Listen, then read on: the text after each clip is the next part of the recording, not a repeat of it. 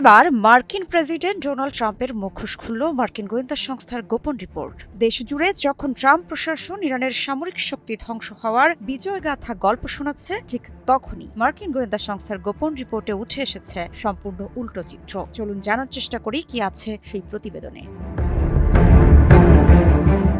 New York টাইমসের প্রকাশিত এক বিস্ফোরক প্রতিবেদনে দাবি করা হয়েছে, ট্রাম্প প্রশাসনের প্রকাশ্য বক্তব্য আর পেন্টাগনের অভ্যন্তরীণ বাস্তবতার মধ্যে তৈরি হয়েছে ভয়াবহ বৈপরীত্য। মার্কিন গোয়েন্দা বিশ্লেষণে বলা হচ্ছে, ইরানের সামরিক অবকাঠামো পুরোপুরি ধ্বংস তো দূরের কথা, বরং তারা দ্রুত নিজেদের পুনর্গঠিত করছে। একই সাথে তথ্য বিশ্লেষণে দেখা যায় ধীরে ধীরে ফুরিয়ে আসছে যুক্তরাষ্ট্রের অস্ত্র ভান্ডার।